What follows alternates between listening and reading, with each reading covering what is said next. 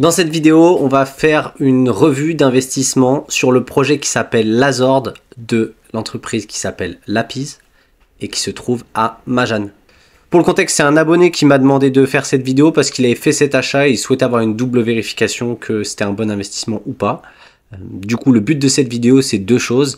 Un, faire une analyse du promoteur, du projet, de la zone. Et deux, un peu vous donner aussi les outils pour le faire potentiellement vous-même sur d'autres types de biens. Donc dans cette vidéo, vous allez apprendre quoi? Un, comment évaluer un développeur et quelles sont la checklist à avoir pour être sûr de ne pas prendre de risques. Deux, vous allez voir comment évaluer un projet. Évaluer si vous faites un bon investissement à l'achat en termes de capitalisation. Et 3, voir le potentiel aussi de ce projet en termes de loyer et le projeter. Allons-y, on y va. Ok, donc la première chose à faire pour vous, c'est quand vous allez sur un projet, que vous connaissez pas vraiment le nom du promoteur et du développeur, bah voilà, le but c'est d'aller demander tout simplement à votre agent ou au broker d'avoir ce qu'on appelle la Company Presentation Profile. Ça peut s'appeler Company Profile ou Presentation of Company, mais en gros, c'est l'endroit où on aura la description de qui est la personne, qui sont les founders, quels projets ils ont déjà réalisé. Et le but c'est quoi? C'est d'aller voir la checklist parfaite, c'est quoi? C'est une entreprise qui a déjà un track record, c'est-à-dire qui a déjà fait des projets immobiliers, potentiellement qui a déjà un passif dans l'immobilier, potentiellement qui a déjà géré de la construction, potentiellement qui a déjà fait des projets, potentiellement qui les a déjà livrés pour que vous puissiez aller vérifier. Ça, c'est la checklist parfaite. Donc là, je suis sur la présentation de Lapis, qui est l'entreprise. Donc là, on voit, ils mettent leur vision, leur mission, etc. Ce qui est bien, c'est qu'ils ne s'inventent pas une vie. Ils disent que leur premier projet, c'est Lazord. Donc ça, je trouve que c'est cohérent. Je suis en train de faire des études sur d'autres personnes qui, vous verrez, twistent un peu la vérité. Moi, la première chose qui me choque, c'est la présentation. Voilà, ça m'inspire pas confiance parce que je trouve que Mais voilà, c'est très... Attention, ce que je veux dire, c'est très personnel. Je trouve que la présentation, elle n'est pas qualitative. Voilà, le fond un peu en papier...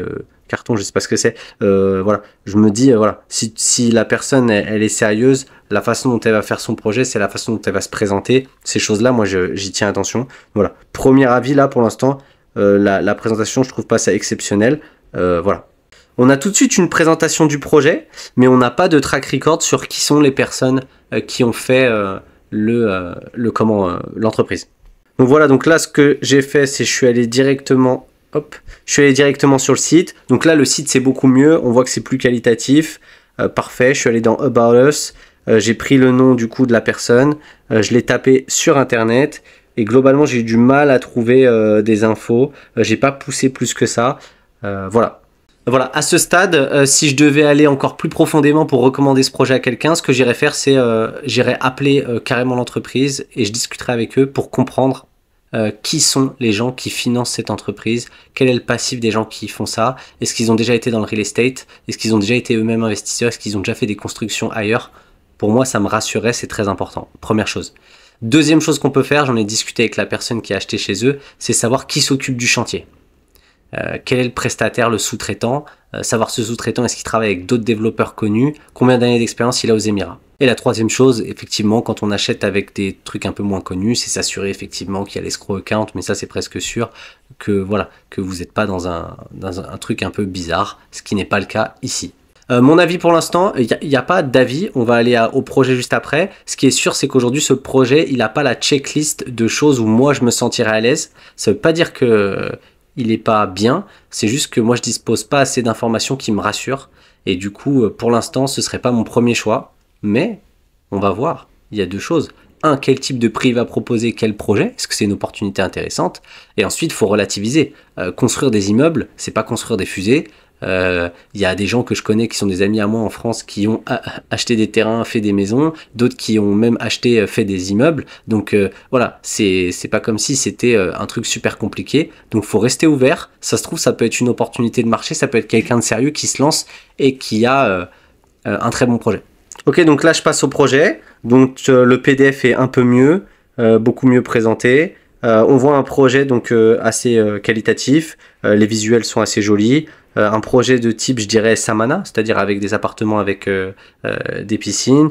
On voit qu'il y a un outdoor cinéma, qu'il y a un service de conciergerie, qu'il y a un steam sauna, une gym, une outdoor gym, truc pour enfants. Donc Très intéressant parce que du coup, on a des amenities complètes, ce qui est rassurant sur le fait qu'on va pouvoir potentiellement louer ou avoir une place, un environnement attractif pour les locataires et pour les acheteurs. Donc là, on a des visuels un peu. Voilà, pareil, on voit le gym outdoor avec le cinéma juste derrière. Là, on le voit mieux, le cinéma. On peut voir le visuel du building qui, s'il est fait tel quel, peut être vraiment effectivement sympa. Voilà, on voit le visuel des appartements, ça a l'air beau. Ok. Il faut savoir qu'au terme de prix, ils sont à 690 000, il me semble, AED pour un studio de 37 mètres carrés, c'est-à-dire à peu près 172 000 euros. Et ils sont à 1 million sur les one bed avec piscine, ce qui est 250 000 euros. Et ils ont un plan de paiement de post-handover de 2 ans avec du 74-24. Conclusion, sur le papier, là, le projet, il est intéressant parce qu'il a beaucoup d'amenities, il a la piscine et le prix est assez attractif comparé à ce qui peut se faire dans le quartier. Maintenant, pour aller vraiment vérifier si ce projet est intéressant, il va falloir le comparer au marché. Ok, donc la première chose que je suis allé faire, c'est on va aller regarder le potentiel de capitalisation. Par contre, est-ce que acheter à Majan, c'est intéressant? Est-ce que ça peut prendre de la valeur? Est-ce qu'il y a quelque chose à faire?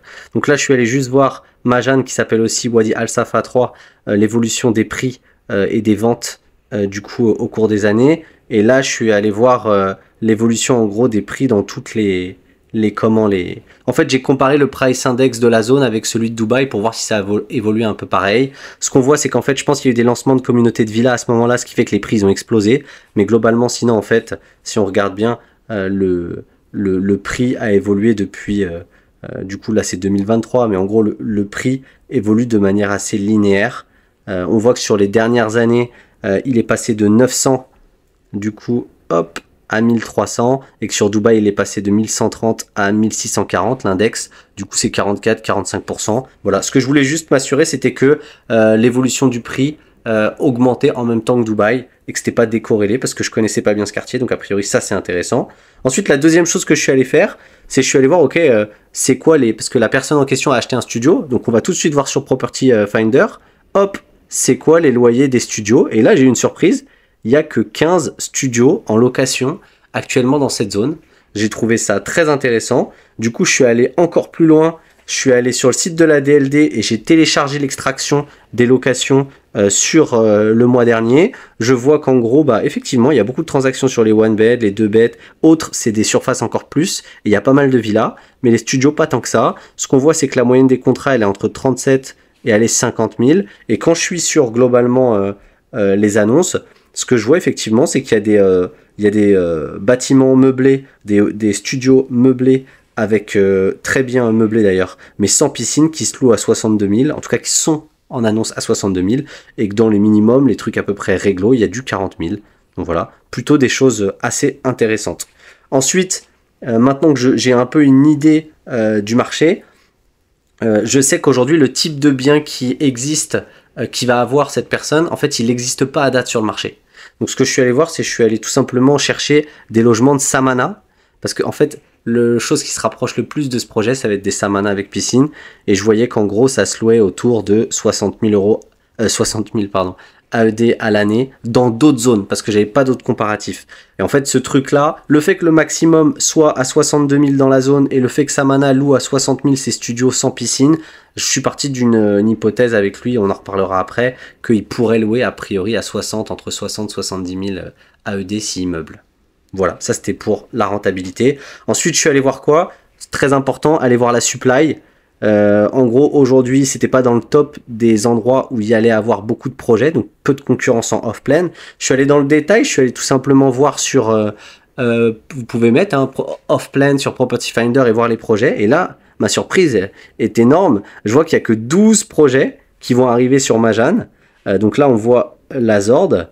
Et dans les concurrents, franchement, à part peut-être Meraki, que je commence à connaître un peu, mais qui n'est pas super connu. Mais sinon, il y a Samana, les 2 Samana, et le reste, je ne connais pas. Donc des plus petits développeurs.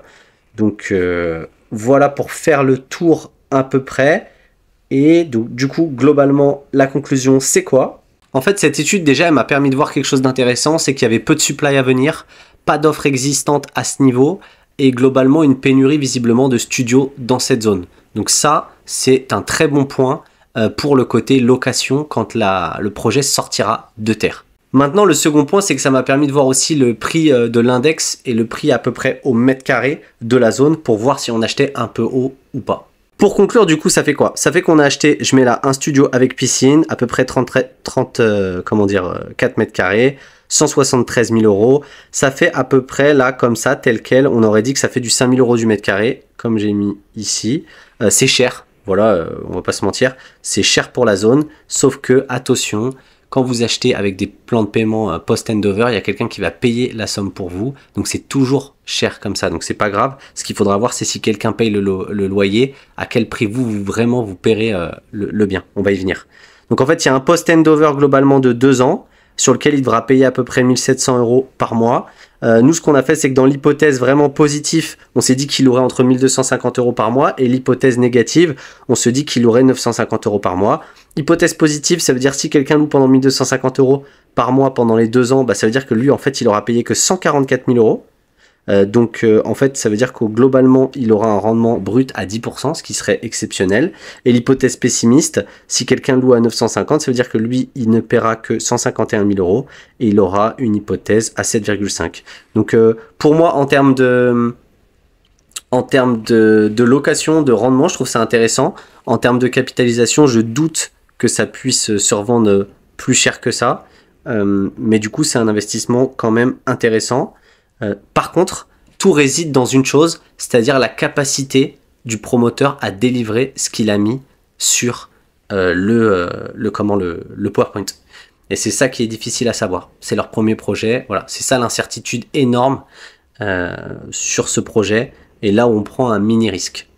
J'ai fait un récap en fait des projets qu'il y a au même moment en fait sur la zone. Potentiellement, si on avait échangé ensemble, j'en ai parlé avec lui. Ça veut pas dire qu'on n'aurait pas pris la Pise, parce que peut-être avec plus d'informations, j'aurais été rassuré. Mais je l'aurais peut-être basculé plus facilement sur un Samana, Barari Lagoons. Alors, il n'aurait jamais touché à 172 000 euros un studio, parce que la réalité, c'est que ça se trouve, ils auraient été plutôt proche des 200 000 euros, donc proche de l'équivalent d'un prix d'un one bed à la Zord. Donc la Zord a quand même un prix super intéressant, mais j'aurais préféré le basculer sur un Samana parce que il y a un track record, il y a des choses déjà livrées, j'aurais été plus serein sur la délivrabilité. Voilà, ça veut pas dire que c'est un mauvais choix, c'est juste que j'essaie de donner mon avis et de me mouiller un peu parce que je trouve que ça apporte de la valeur, ce que sinon rester conventionnel et pas se positionner, je trouve que c'est inintéressant. Voilà, donc si j'avais dû faire sur la zone, j'aurais basculé sur un Samana, j'aurais préféré perdre à payer 20 000 euros de plus sur une unité similaire, mais pour me rassurer sur la sécurité, parce que je suis un peu plus frileux dans ma démarche et que j'ai pas assez d'informations aussi, peut-être que juste je manque d'informations aujourd'hui sur la piste pour être à l'aise dessus. Voilà, si ce type d'étude vous plaît, n'hésitez pas à liker et à vous abonner si vous voulez en voir d'autres. S'il y a d'autres projets que vous voulez que j'étudie pour vous, n'hésitez pas à m'envoyer un message sur mon WhatsApp, je le ferai. Franchement, c'est gratuit, ça me fait plaisir d'échanger avec vous et de vous rencontrer. Et vous, n'hésitez pas à me dire si vous avez été dans la même situation, est-ce que vous y serez allé ou pas. Ça m'intéresse aussi d'avoir votre avis. Merci à vous, au revoir.